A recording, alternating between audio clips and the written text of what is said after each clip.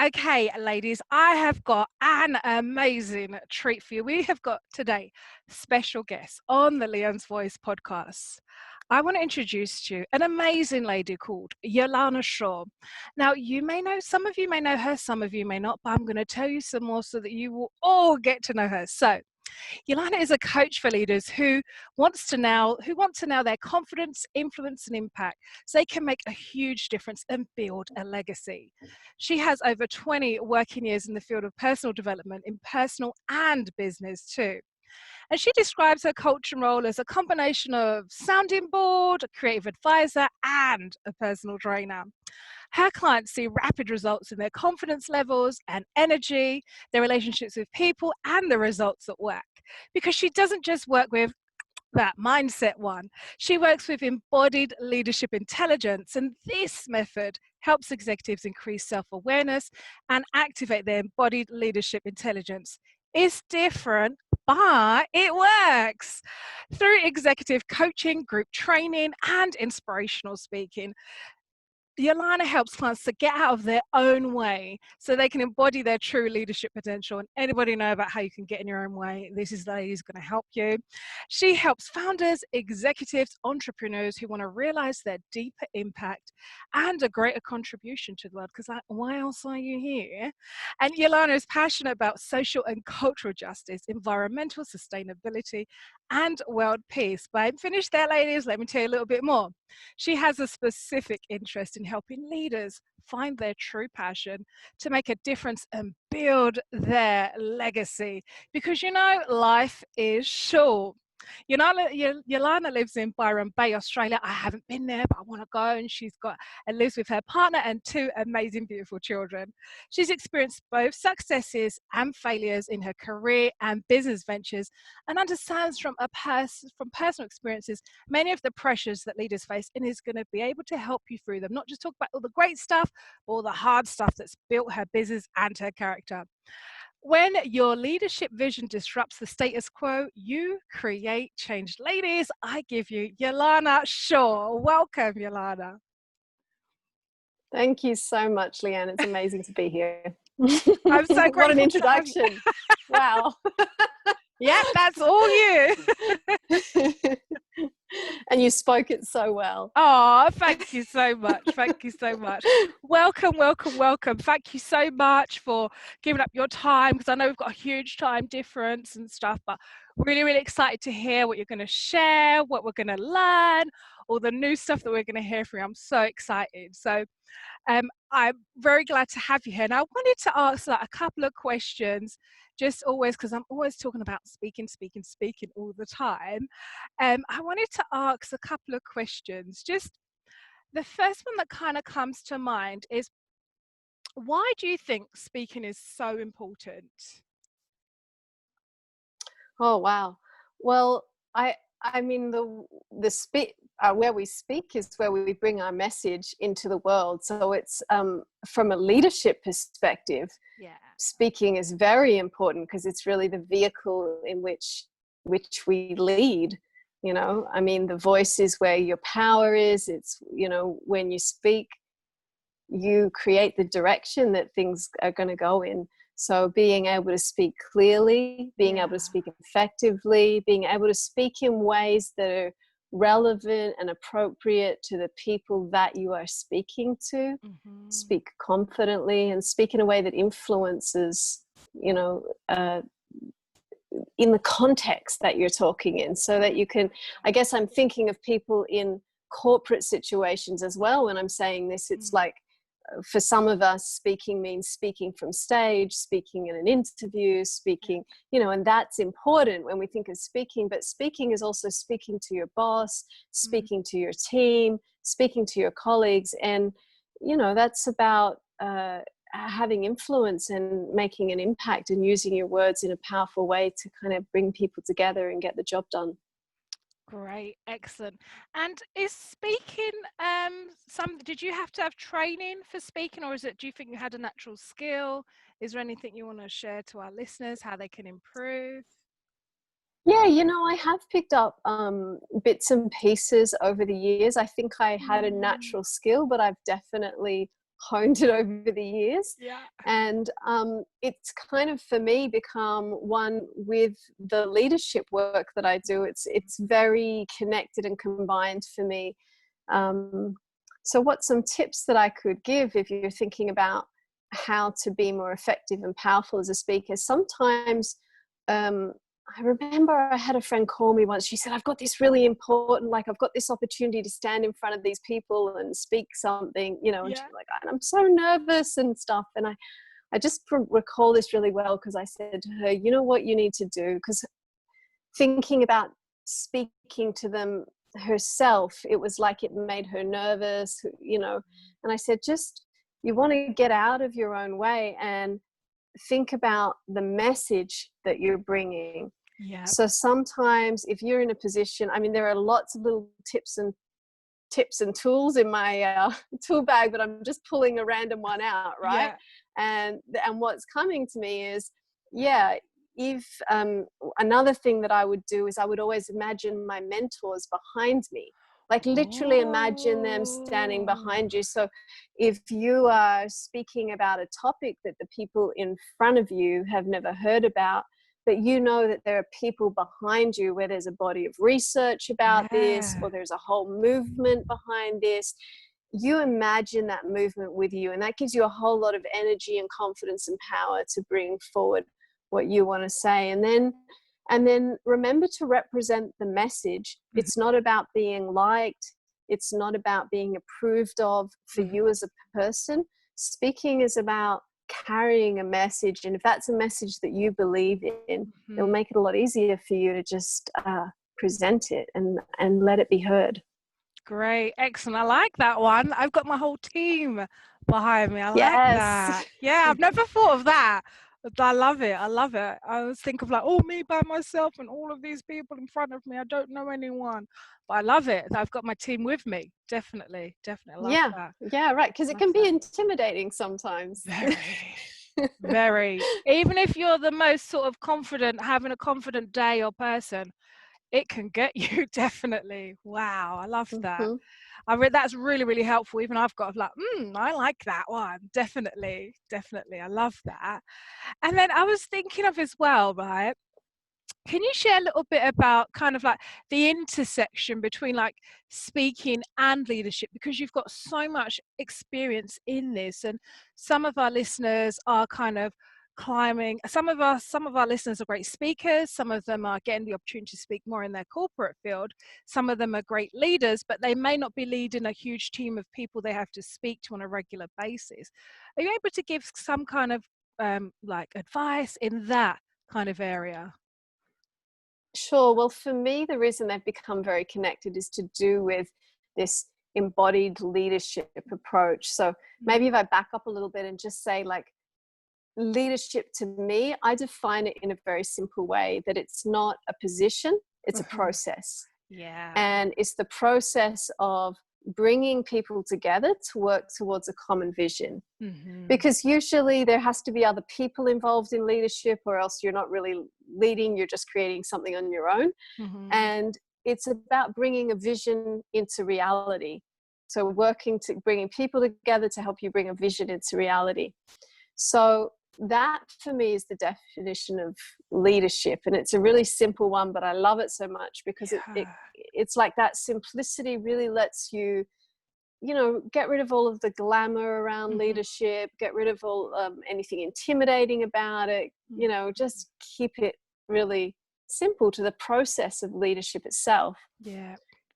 So in that context, when we talk about speaking, you know, you want to first understand what your own vision is, like what you are trying to achieve as a leader, what your values are, what's Mhm. important, where are you going with this project, with this team, even with this speech that you're going to give. Mhm. What is your vision here? What is it that you're trying to awaken or bring forth or inspire people towards?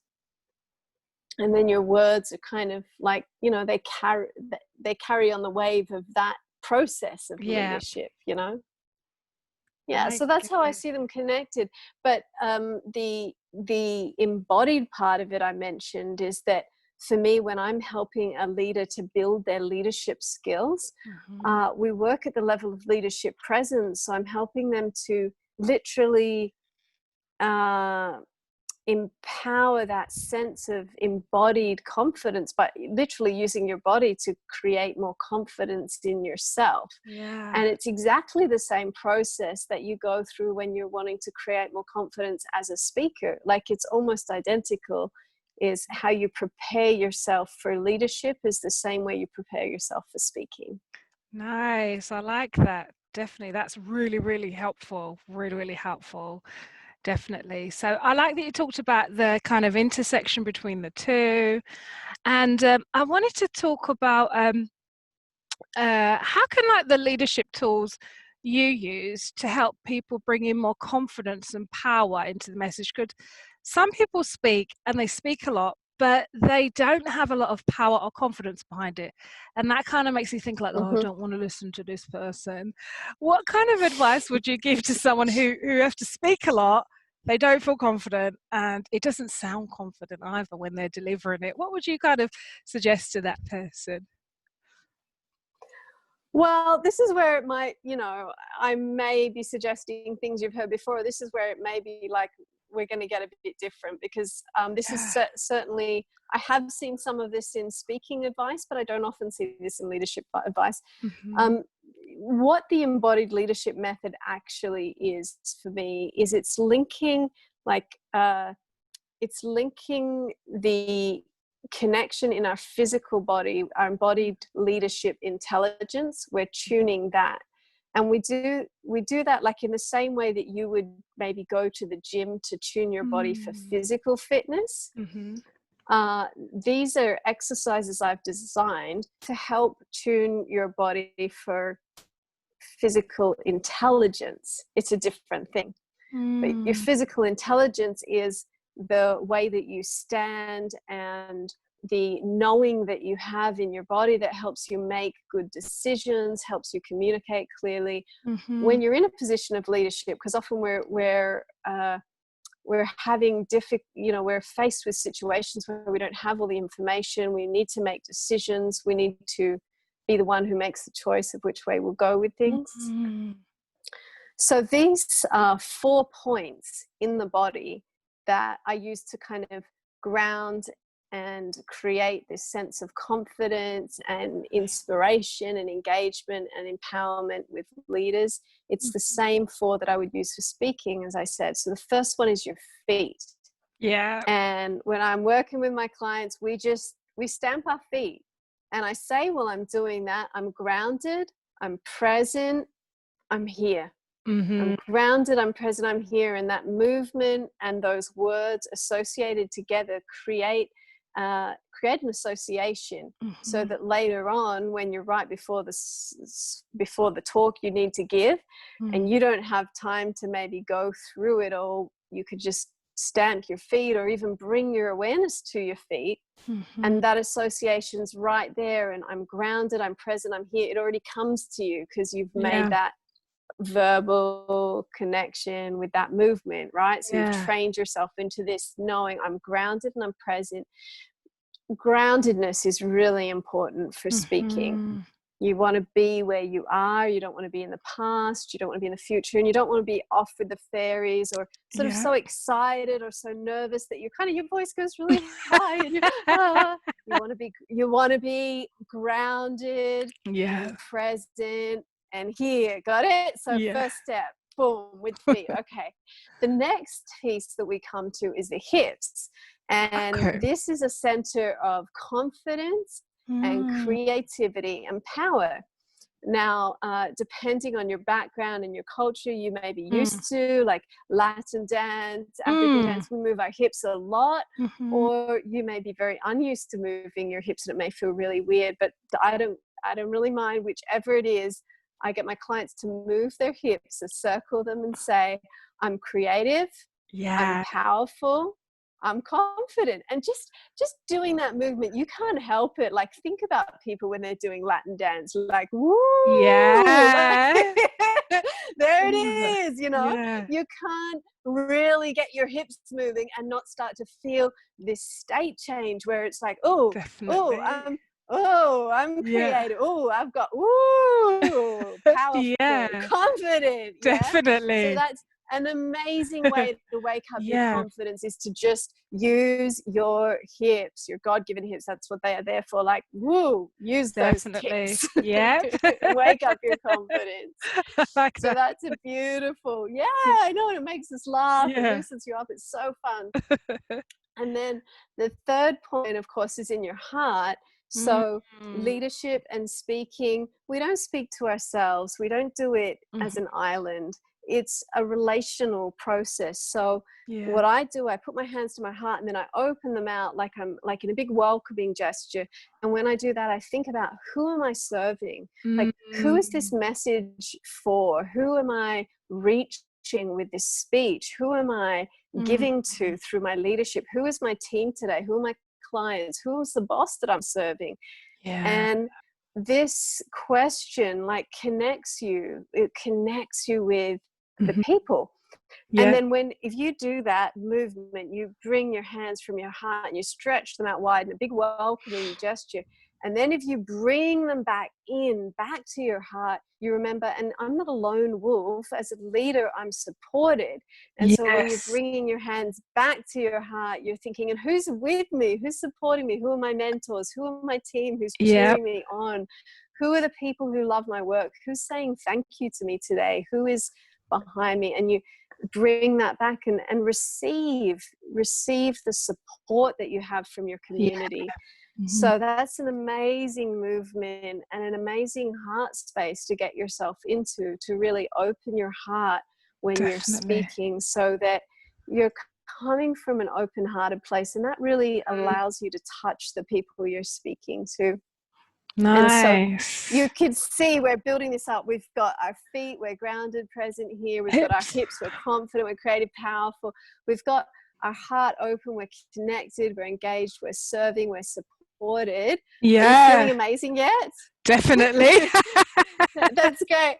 And so then the last piece I just go to is the mind. And really this is about keeping our minds open Mhm. and just shaking out. Sometimes you can just shake your head a little bit and just shake out any Yep. limiting beliefs, any limiting ideas. Just open your mind, because you never know Yeah. what's going to come through. You never know what's going to need to be said. You never know who you're going to meet, or what questions are going to be asked, and it might surprise you, and a conversation might not go the way you expect, but it could go somewhere Yeah. even better. So True. having an open mind, both in your leadership and in your speaking, is Yeah. really important. And if you can bring all of those things together, an open mind that's open to being visionary, to being inspired, an Mhm. open heart so you're connected, engaged, confident, creative, powerful, grounded, present, you don't really need anything else more than that, I don't think. That's Sounds pretty good. really good.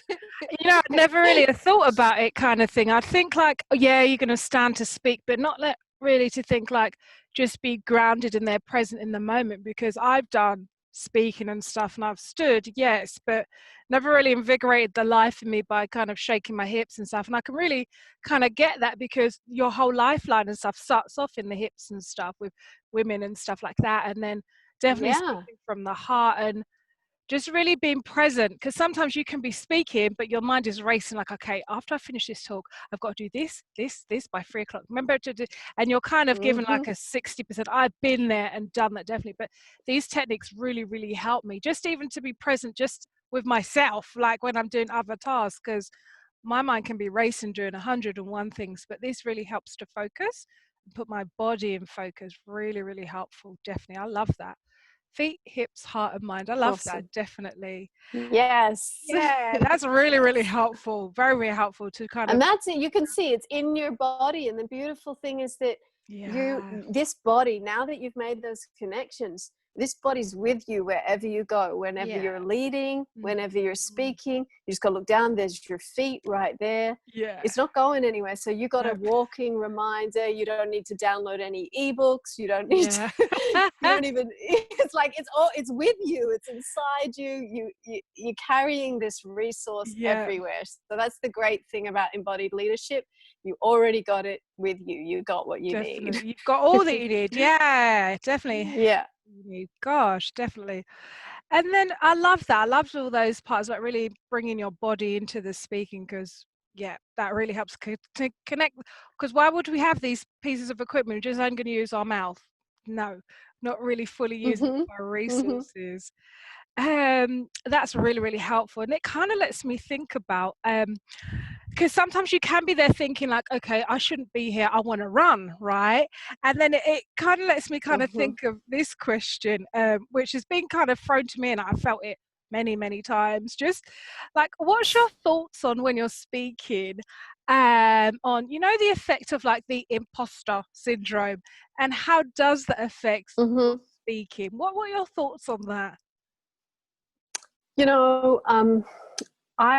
I've been really impacted by the imposter syndrome myself, because I came from a lot of my career, I've been in this personal growth, personal development, a lot of in the field of spirituality and consciousness and all of this kind of stuff.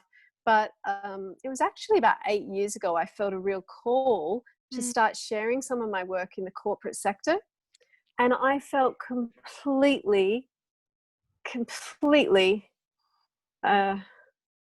unworthy or something. Like I felt intimidated. I felt terrified. I felt like, how could what could I bring? I'm just a crazy hippie from the hills.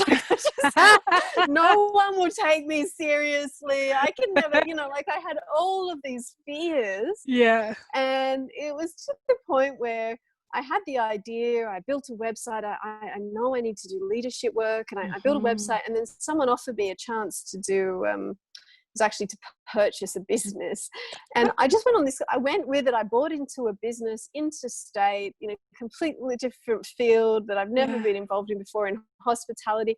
And I kind of like went completely off track for four years. And it was literally like the week after I'd launched this website, and I never showed it to anybody. So it was like 8 years later or 6 years later that I finally, I went through that journey with that business. It was great, but it was very off track from what I actually intended to do. And finally I said, look, no more procrastinating, no more putting it off. You've got to do this. And in the journey from like dealing with that imposter syndrome that I felt, what I finally realized was that actually if you have the imposter syndrome happening, it usually means it's because you've got a different perspective to the people that you are wanting to talk with. It's a natural thing. It's like you feel like you don't belong somehow. And that sense of not belonging, that sense of being different, is exactly where your gift is. That's exactly where you bring the value. So the very thing that you're afraid is the reason why you shouldn't be here, the reason why you shouldn't show up, the reason you shouldn't be included, the reason you shouldn't have a voice or speak. That is exactly the reason why you should be here. You should show up, you should have a voice, and you should speak. That is the reason. So whatever your story is about, this is why I shouldn't show up. No, that is why you should. That is why you're different, you're unique, you're special. Your particular, let's call it a wounding that we sometimes think we carry, or your weakness, that is actually your strength. That's your power. That's your point of difference. You've got your built-in unique selling proposition. Just embrace it, run with it, go for it. Nice. I like that. The actual thing that you're like, oh no, I don't fit here because I'm X, Y, and Z. That is what you need to be using to push forward with. I like it. People don't want to hear from a clone of themselves. Wow. If you fit in, why would they want to hear from you? Yeah, definitely not. Because like you're not saying anything new. I could have gone on YouTube for that, love, but yeah. 100% Right. see that. But it affects so many of us, the imposter syndrome. It's like, oh no, like I've definitely been to talks and speeches and stuff, and I'm like, oh, everybody's got these nice suits, and I knew I should have worn it, but I don't like wearing a suit. Do you know what I mean? And all of those things, like, I think Yeah. they're just little small things. It's like, oh my gosh, they think I'm going to the carnival. Look at my outfit, you know, and you're talking and stuff, and like, Mhm. no one's even focused on that. No one's even noticed all of those things. And they can often be things I found in my own head, because when you're getting feedback, no one said, look like you're going to the carnival, love. They've all been like, yeah, I like this point that you said, this really helped me, all of these things. It is really definitely something to really put into control, because that's not what people see when they see you, or Mhm. that's not what they hear. Sometimes it's like going in my own mind, I must say. Definitely. Exactly. I'm sure you're not alone in that. I think we'll get it at some point, but as you said, it's like about getting it under control. The key is to manage it and flip it on its head. Definitely. That imposter syndrome needs to kind of go out. Definitely. You can I mean, come. for your Yeah. listeners who are watching this, they would Mm. agree. They would be so glad if your imposter syndrome had held you back from, say, doing this podcast or sharing your gifts. They would be so glad that you got over it so that you could Yeah. bring what you're bringing, right?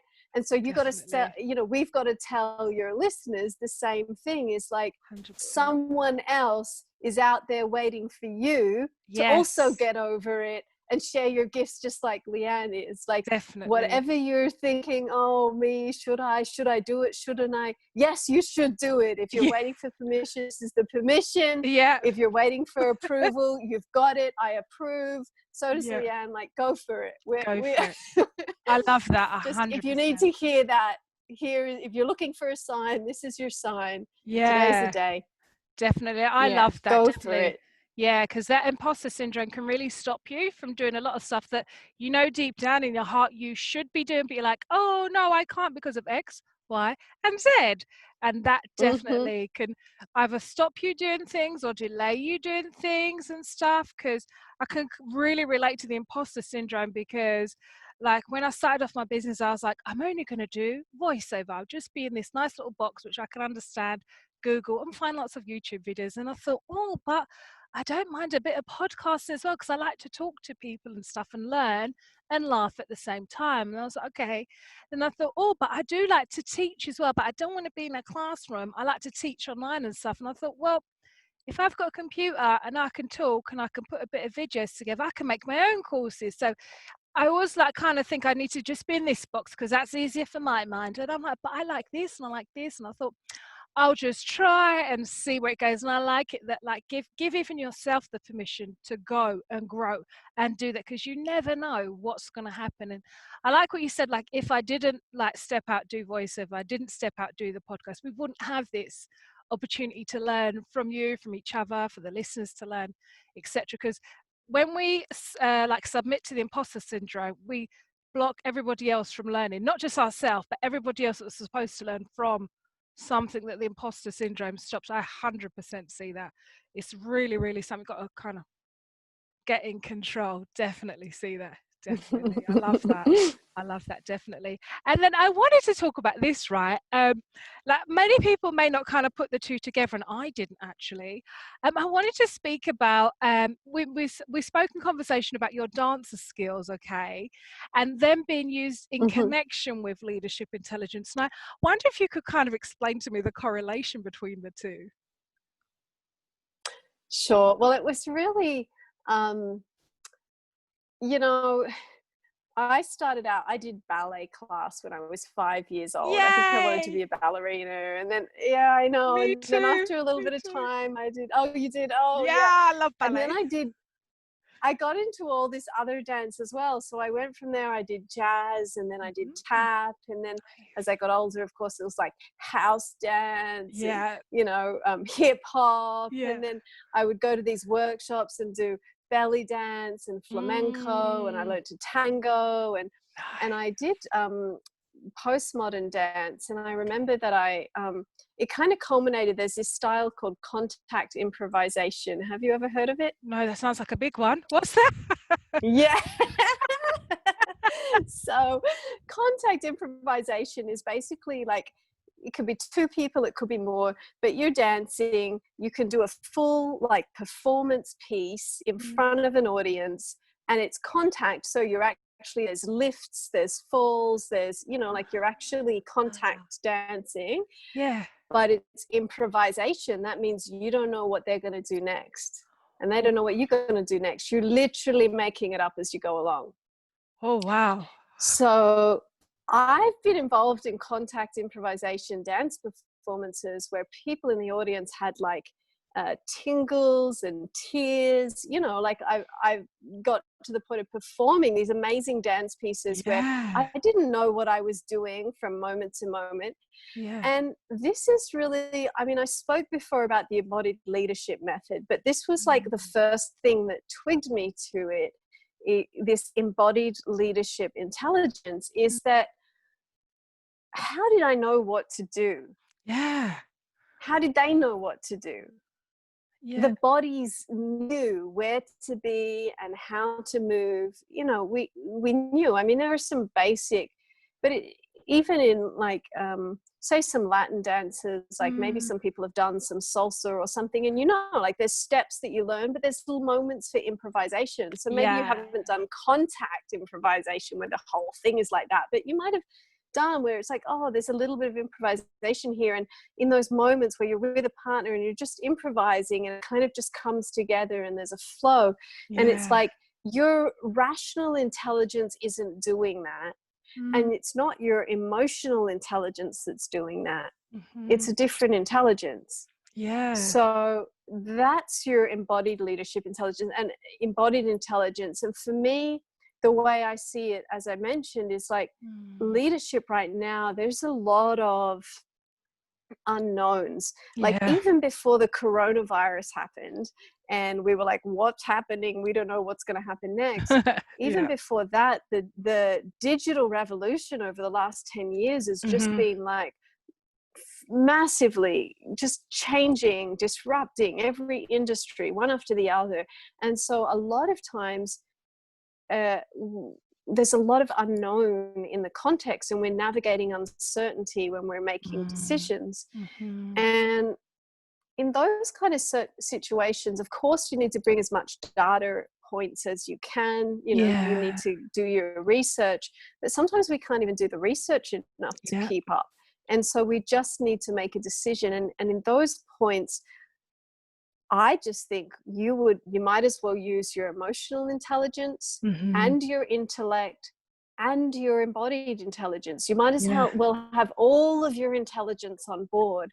And that's why I was like, well, okay, we've got this intelligence, but without going and retraining as a dancer and doing what I did and doing all of these different dance styles to kind of know how to move in the moment, you know, how can a person train this embodied intelligence? And that was what led me to those 4 simple steps that I shared with you before. It's like, and the beautiful thing about them is that I was very inspired by like African dance and in Indigenous Australian dance. There's a lot of stamping of the feet, and it's very grounded like that. And as I mentioned, in Latin dance, that really inspired me with how the hips can bring confidence. And I'd even forgotten about this, but even with that movement of the hands, it also came from, I remember an African dance I learned. It was a welcome dance when I was about 15. And exactly, and I'd forgotten about this, and I'd even been teaching clients this movement for a whole year. And then I was doing that practice myself one morning, and I was like, oh, hold on a second, this is just what you do in the funga. Like, oh, I just, you know, it was so cool to remember that. Wow. So this dance is actually really woven all the way through this little practice of embodied leadership. And there it is. That's how they connect. Nice. I like it.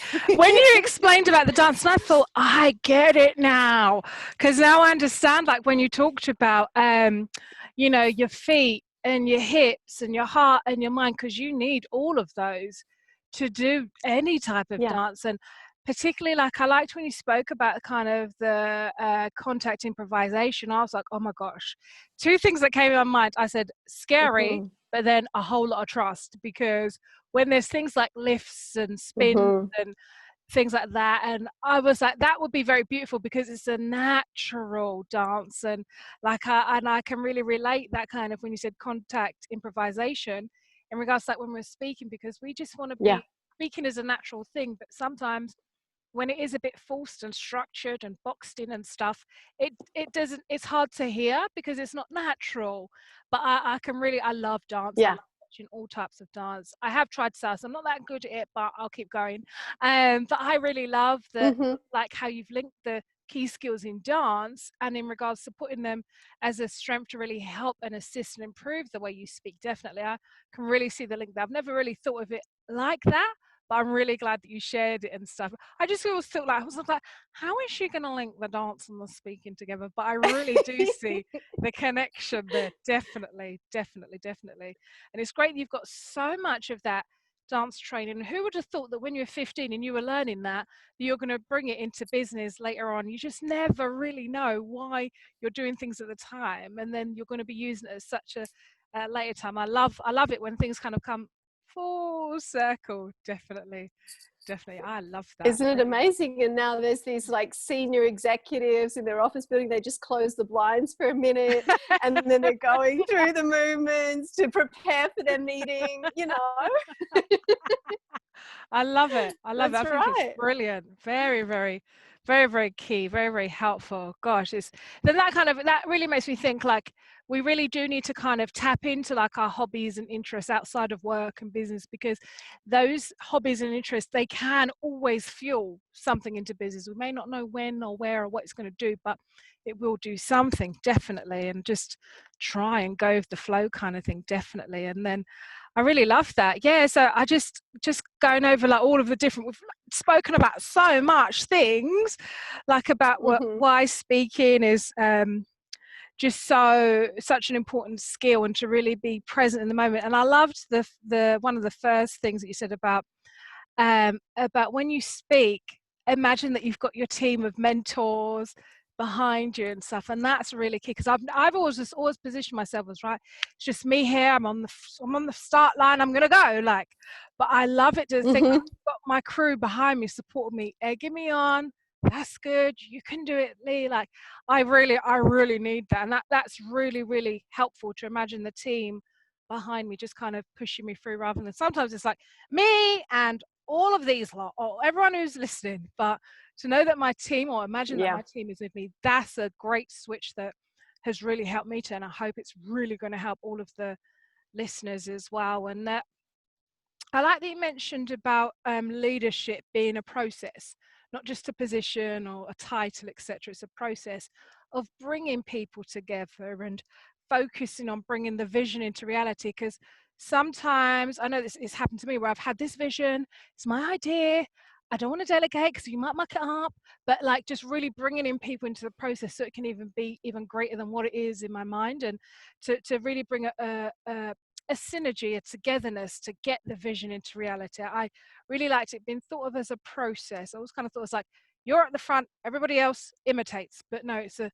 bringing together of people. And it sounds really simple, but keep it simple, because it doesn't have to be complicated. Like, why? It doesn't need to be complicated. And I liked it that you said as well, the words carry through your thoughts and your feelings and all of that stuff, and make sure that our words are kind of in line with what we're thinking and feeling in business. And I love the embodied leadership method. I have never had it explained to me. I heard of it like that. I've always heard be present in the mind, your body language tells everything, da, da, da, da, da, but never with this kind of dance kind of flow on it, about your feet need to be grounded and present. And that's where it all starts from. And then my hips, which is the center of my creativity, which is where life is creative as well. And my heart, it really needs to be speaking from my heart and stuff, and really give my heart to it all.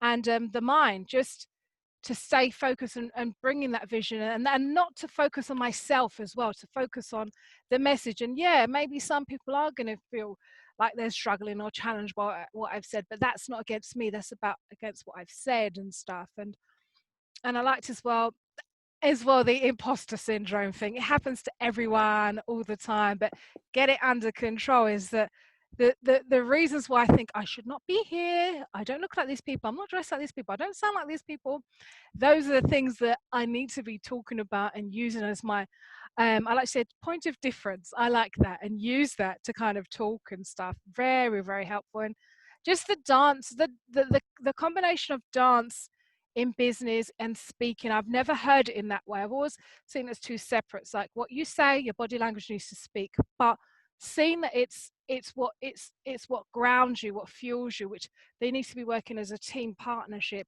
That's a new kind of thought process for me, and I'm going to definitely use it. And I hope all the listeners listening and watching, if they're watching as well, are going to really take that on board and implement those into the next speeches that they've got to give, training programs, online videos, whatever they're making, etc. So that's been really, really helpful. And I wanted to know, is there any final thoughts that you can give us, Yollana, just about what we've been speaking about, or anything else you wanted to add? Wow, we really have covered so much in this interview. I was just listening to you give that summary. It was like, wow. Yeah, look, I think it just, what's standing out for me is just the piece from the imposter syndrome bit. It's like we all have a gift, we all have a reason we're here, and bring yours. Whatever it is, whatever situation you're in, whether you're there in a corporate situation, even if you feel like, I guess often we feel like people, like we have to be a certain way to fit into the company or the structure, or and sometimes that's true, but sometimes we've made assumptions that are not fully true. Like sometimes we can bring, actually the people around us want us to bring even more of who we are to our role. They actually want to hear us laugh. They actually want to know what we care about. They kind of appreciate some of our more unique or quirky habits, or like you said, the hobbies that you have at home. Like they appreciate that you're a full human being, and that lets them be a full human being too. So I love that you brought that up and just mentioned that about like embrace your hobbies too. And like really I think the more that you give yourself permission to be yourself, and you bring all of who you are, and your speaking is an amazing way to do that. When you speak, you kind of can create permission for whatever is going to come next. You can learn to sort of speak in ways that are kind of open the whole room, or open the team, or open new possibilities with your boss. You can speak in ways that create new opportunities and new possibilities in the space. And so yes, like we've got that power in us. Nice.